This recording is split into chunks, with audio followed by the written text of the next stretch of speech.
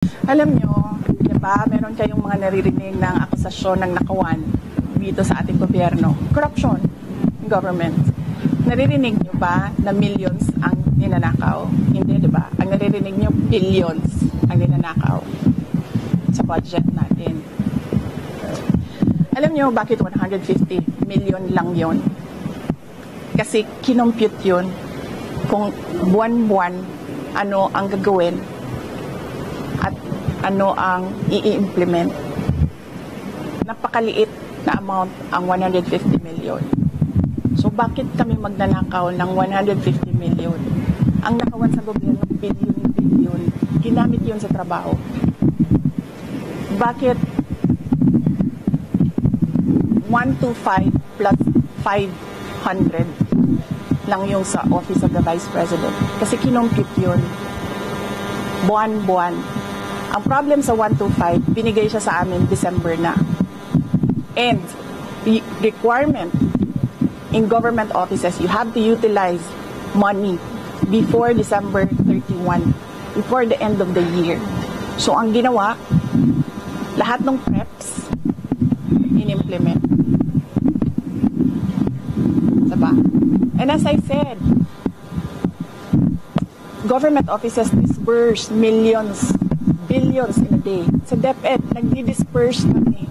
Nagdi-disperse. Pumipirma kami ng cheque. Multi-million.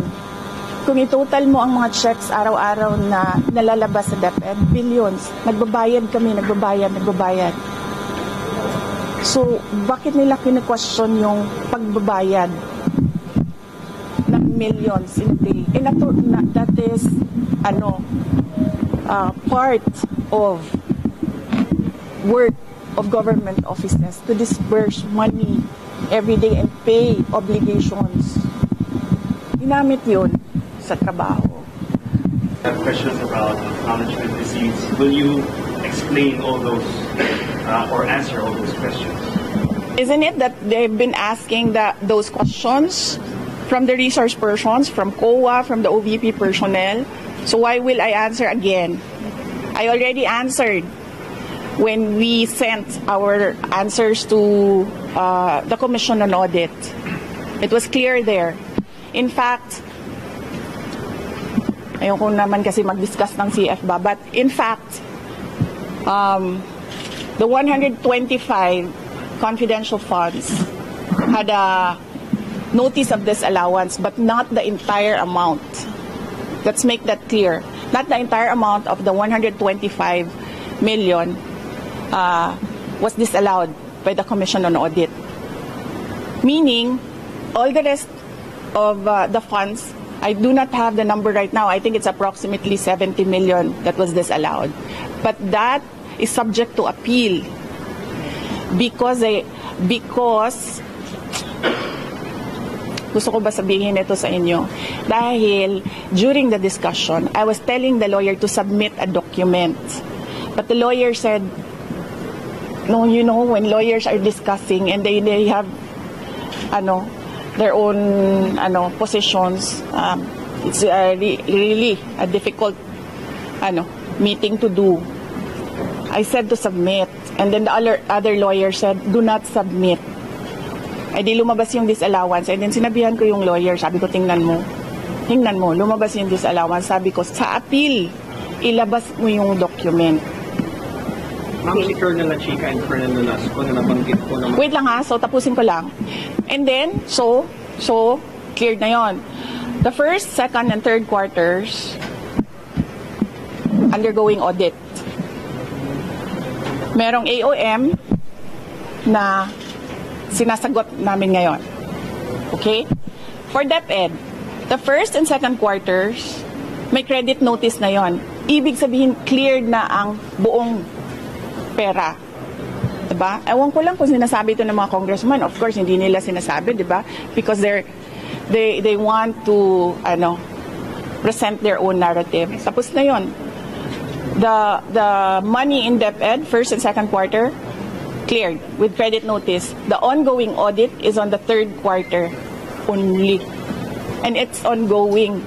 So you cannot question an ongoing audit. And you cannot audit the funds of any government office because that is the exclusive domain of the Commission on Audit. Bakit nag-audit ang ating mga congressman? Dapat sila gumagawa ng batas. Nakikita nyo? Sinasabi na nila ngayon, in the proper time, we will legislate. Kasi sinasabi namin where is the proposed legislation? Hinahanap namin. So ngayon, dinadagdag na nila yon. Madali lang naman siya Pakinggan nyo lang, basahin nyo lang lahat ng mga nangyayari. Madali lang maintindihan kung anong ginagawa nila. Okay? Last question, please. Last question. Pag humarap na si Colonel Velasco and Colonel Chica, mas maintindihan na ba ng publiko at ng Kongreso itong paggastos po ng confidential funds? Really, I still say that confidential funds, the use of confidential funds cannot be divulged. Sinasabi ko pa rin yan. They cannot be divulged in public. It will compromise lives and security of personnel who are cooperating or who are nandoon sa kabila na asset. You cannot do that. That is why it is called confidential funds. Executive Secretary, let's get your reaction to sa comment ko ng ilang congressmen na parang nagkakaroon na humaharap sa pagtitigan. Oo, kasi tineterrorize nila. Of course, magkakasakit talaga ang tao na hinaharas mo, tineterrorize mo. Ako lang naman ang hindi nagkakasakit dahil politiko ako. You can terrorize me and harass me all you want. It does not matter to me. Pero these are ordinary Office of the Vice President employees. They are not politicians. They are ordinary citizens. So, pag hinaras mo yan, terrorize mo yan, ganyan talaga mangyayari. Sinasabihan ko yung doktor kagabi, Dok, i-clear nyo yan na mag-attend ulit. Kung sa susunod, diretsong stroke na yan. Ngayon, swerte tayo, hindi na stroke, hindi na heart attack. But the family has a history of heart attack. Lahat ng kanyang ang parents and I think some relatives, heart attack lahat ang ikinamatay. So, ano ba? Papaupuin pa ba natin doon? Tapos antayin natin, na heart attack. Kay Ma'am Gina ito. Yes. Diba? So, yes. So, yes. Yes, Mr. Billionario, pahingi ng pera. Nasa critics din and others, they're saying Yes. of course you've already said that you're here almost 24/7 because you're concerned about your staff. Yes. Some of your critics say you're here 24/7 because you're afraid they might say something, might divulge something that might incriminate you. They are attending Yusek Lopez attended the hearing. They can ask her questions there. I was not there when Yusek Lopez attended the hearing, so I was not there to influence her and tell her what to answer. If you saw me yesterday, I was not looking at Gina Acosta. I was studying. I was reading laws. I was studying the rules of the... Para na akong congressman ngayon, tanong niyo ako kung anong rules nila. I was studying the rules of the House of Representatives. I was not looking at her.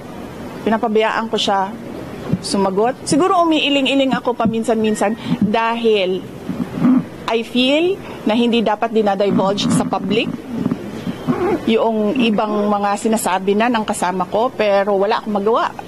Wala akong magawa. Kasi ayaw namin na ma-detain sila. So, sumasagot talaga sila. Si Edward Fajarda, not once did I coach him.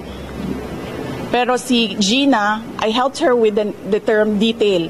Kasi she was trying to remember kung anong tawag nung isang tao na galing sa isang opisina, na nililipat sa isang opisina, and that is called detail. So I told her detail, and she said details. Yung money yung CF is from SDO, dumidiretso daw sa mga security officer. Yun talaga mamang nature ba ng confidential funds? Yes, there is an SDO and there is a security officer and there is a head of agency.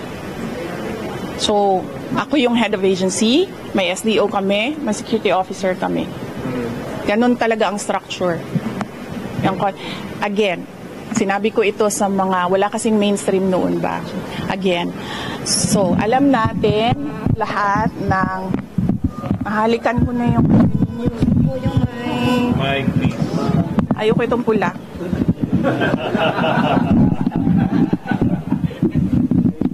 Saan galing yan? Ayun! Okay, saan? Saan ako? Okay.